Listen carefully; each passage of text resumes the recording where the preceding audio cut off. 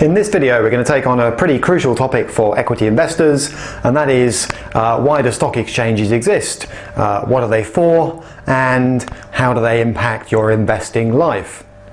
Okay, very simple example. Imagine, if you will, you've got a big block of shares to sell this morning. So maybe you're at 100,000 shares. Now you might say that's an artificially large amount. There are people out there who trade that kind of volume in companies day in, day out. You're thinking, right, I'd like to dump 100,000 shares. How am I going to do it? Now, it might just be you know someone who wants 100,000 shares, in which case I suppose you could go and haggle with them, agree a price, and get on with the trade. And in the financial markets, finding your own counterparty and doing things away from a formal stock exchange, if you like, is known as over-the-counter trading, and it's still perfectly possible. But there are some problems with it. Number one, it's not necessarily the quickest way to do a deal. You may have to spend a little bit of time looking around for your counterparty. Secondly, do you trust them? What happens if you hand over the shares and they don't pay you? And for them, of course, the reverse is true. What if they hand over their cash and you never deliver the shares, or I never deliver the shares? So you've got that kind of risk. You've also got the issue of maybe I'd prefer to do this whole thing anonymously, because it's quite a big trade. I don't want word to get out through whoever this guy is I'm going to sell to that I'm looking to dump 100,000 shares, because if enough people find out, they might actually move the price down against me. So maybe I'd prefer a way of doing it that doesn't sort of reveal my identity. And then there's the issue of the price. Basically, what price am I going to agree to sell these shares for? What do I use as a reference? Do I find out what lots of other people are trading shares for and use that as a reference price for my little trade? Or how do I go about it? Now, a lot of these problems can be solved by a stock exchange. Stock exchanges bring together lots of buyers and sellers, originally in coffee houses, if you're looking at the London market, around London, but later formalised into proper buildings, and of course now with sophisticated IT and all the rest of it. But the principle is very simple. You're basically bringing buyers and sellers together in one central marketplace. If you bring enough of them together, you'll get reliable prices for things like shares. Because you've got lots of people trading, you can reckon that the price being struck at any one point in time is representative for something like, say, a Tesco share. And these days, exchanges, as we'll see in a moment, build in lots of extra features. So, for example, you can trade anonymously if you need to, and you also, as a user of an exchange, get a thing called a central counterparty guarantee, which is a flash way of saying the risk of either the buyer not paying the seller or the seller not delivering the shares, because you think about it, those two things got to happen for a trade to work, is nearly zero. Okay, so lots of reasons for exchanges to exist. How do they impact your life as an investor? Well, let's take a look at that. Okay, so imagine here you are as an investor. My graphics are not fabulous, as anyone who's watched my other videos will know by now, and you're looking to make a share sale. Okay, so who would you call? Well, the answer is you won't ring the London Stock Exchange. These exchanges, there's one in London, one in Tokyo, one in New York, one in most of the major capitals, are like clubs. They have members. Okay, they don't want to let any old sausage in. They want to make sure that only people who will honour trades and are known to them join as members. And to be honest, in a cost-benefit point of view, it doesn't make any sense for a very small trader to become a member. So, who would I phone if I'm looking to sell 50 or 100 or 200 shares this morning? And the answer is a broker.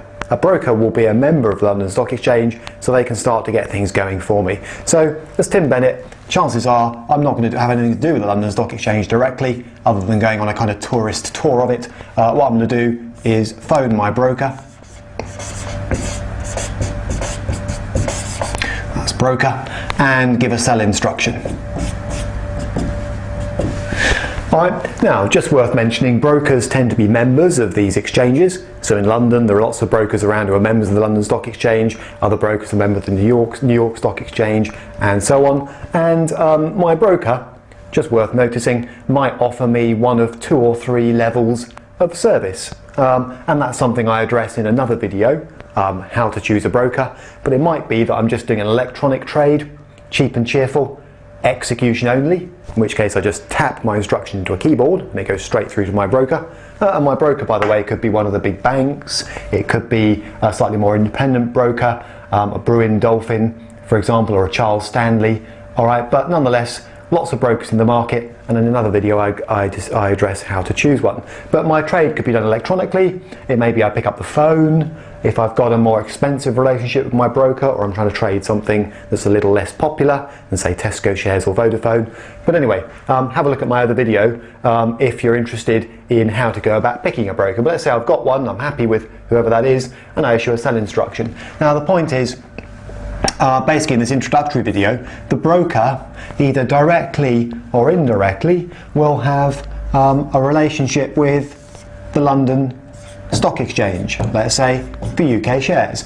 Now, you don't have to sell UK shares through London Stock Exchange as a broker. There are other exchanges that list UK shares, all right, but the London Stock Exchange enjoys a pretty hefty share of the market. So my broker, he may aggregate my order with quite a few others coming in from clients, because I'm not the only person selling today, especially this popular share, and then pump an order through to the London Stock Exchange. Now, without going into too much detail here, what's the point? What's the role of the London Stock Exchange? Well, of course, what will be happening on the other side, let's say, is lots of investors will be pumping buy orders through their brokers for the same stock. If it's a popular stock like Tesco, Vodafone, so there'll be lots of people like me giving instructions to their broker. The broker will then be pumping orders through to the central marketplace, the London Stock Exchange. So you can imagine a whole load of buys flooding in to this central marketplace. And what is the job of the London Stock Exchange? Well, essentially, it's very straightforward. Sounds straightforward. It's to match trades. So basically, the LSE tries to match as many buy and sell orders together as it can. Now, how do you do that? Just a word about that. If you go to the London Stock Exchange building, you may be disappointed insofar as it's not as exciting as going to the New York Stock Exchange. At the New York Stock Exchange, you'll see lots of people seeming to kind of shout at each other a lot, and a bell rings and it all looks quite exciting. At the London Stock Exchange, it's all very silent. There are not many people around in reception, and frankly, everything seems quite quiet and under control, despite the fact there are millions of trades happening as the day goes on. So what's going on there? How are they doing this? Well, just worth noticing that the London Stock Exchange, an awful lot of trades that are done are matched electronically through what's called an order book.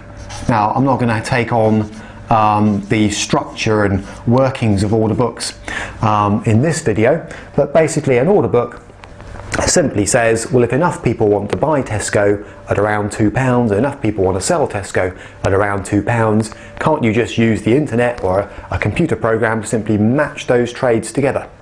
Okay, there's no need for a middleman, if you like. However, it is possible on exchanges to still have deals done through what in the London market are known as market makers.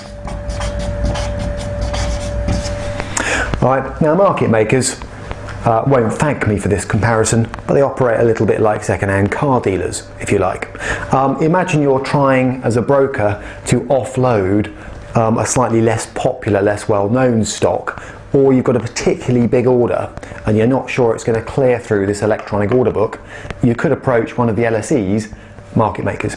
And market makers are a bit like second-hand car dealers. They match trades as well.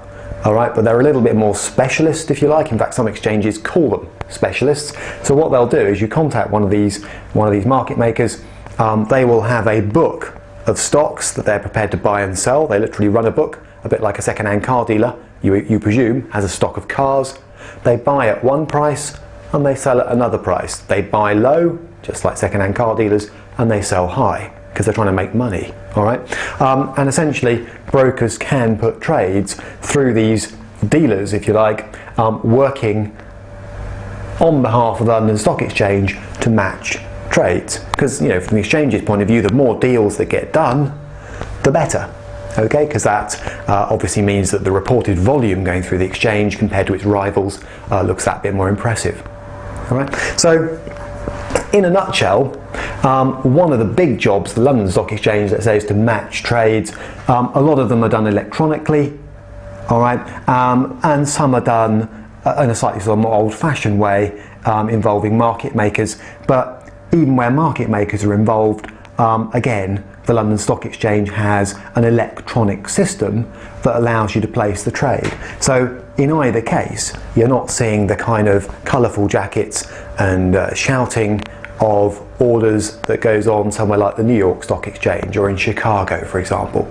So just be aware that what I'm describing here isn't universal, insofar as over in America they still agree trades manually, if you like, face to face with hand signals and so on. But in Europe, this idea of electronic trading and electronic order matching is becoming more and more prevalent because it's fast, it's cheap, and it's totally anonymous. Okay? In other words, a broker can put an order through this order book without revealing who they are, and that can be useful if you're trying to do a big or slightly awkward trade. Now, just a few words about what else an exchange can offer. Is it just matching trades? Well, no. They can also offer a form of guarantee. So, remember that point I said about what happens if you're worried that whoever your counterparty to the trade is, if you're selling, whoever your buyer is, won't pay you. Obviously, if you're a buyer, the worry is that the seller won't deliver the shares they've just promised to deliver when this deal was done. All right. So to get around that, the London Stock Exchange, like other exchanges, has a relationship with an organisation called LCH ClearNet. Bit of a mouthful, but essentially that contract means there is somebody out there guaranteeing that if the buyer doesn't pay, effectively the exchange or the clearinghouse will, and if the seller doesn't deliver shares having agreed to, then the clearinghouse will. So in other words, you can be confident as someone using the exchange that deals will be honoured. Okay. So the final point is London Stock Exchange has an arrangement to allow for the settlement of shares. I won't go into that in any detail here because we're talking about exchanges, but there is an organisation out there called Euroclear Crest, and in a nutshell, that copes with the final stage of a share transaction, which is the fact that in the UK, shares are registered like property. Basically, a central electronic register has to be updated when you buy shares and updated when you sell shares, and somebody needs to do that. So to take away all that hassle, the exchange say, well, if you deal through us, that's pretty much automatically taken care of.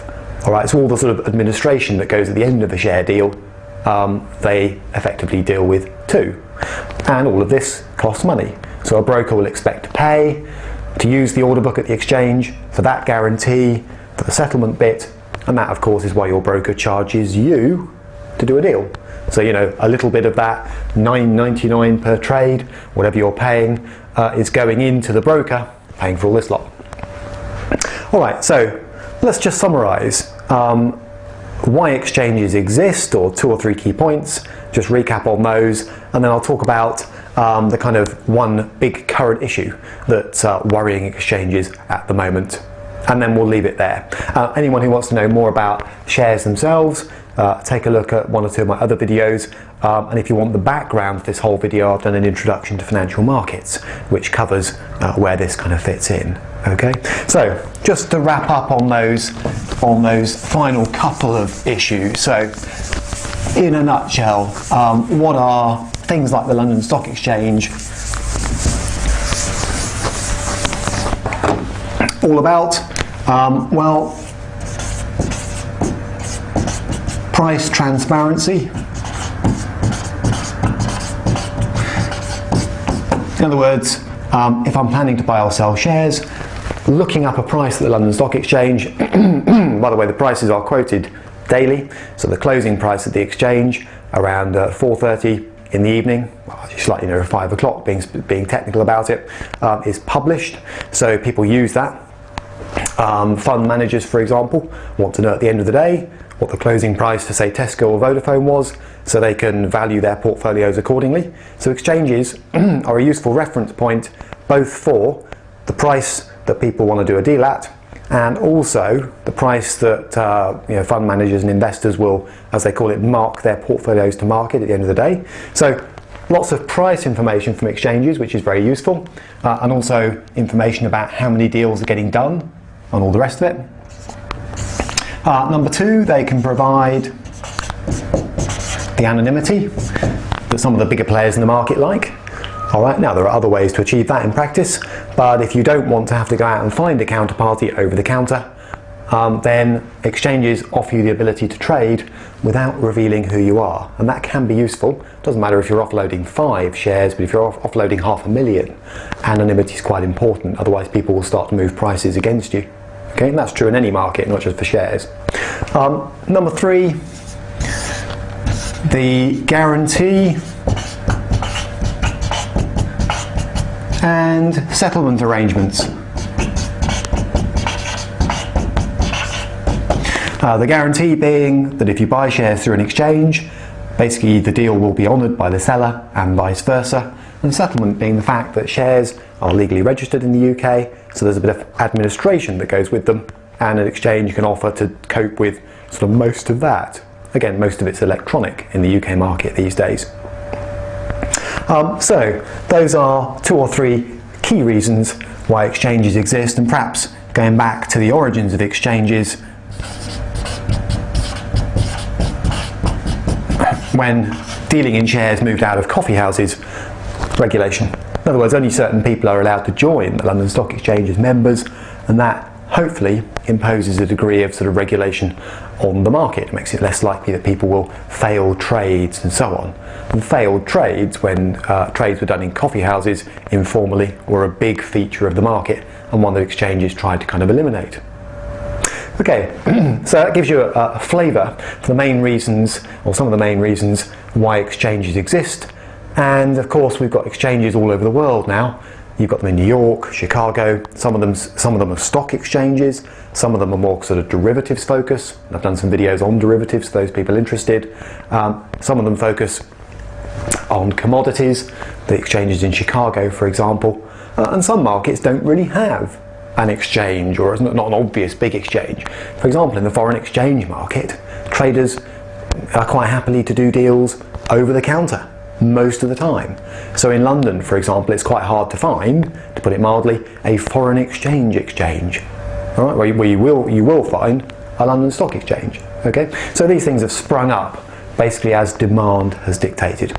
Now, just to close out, what's the big issue in the headlines around exchanges? Well, there are several. Exchanges like to advertise themselves as being fast, cost efficient, offering a massive range of services. For the London Stock Exchange, will say, come to us because we offer a low cost electronic dealing platform, okay, and that's attractive to members of the exchange, for example.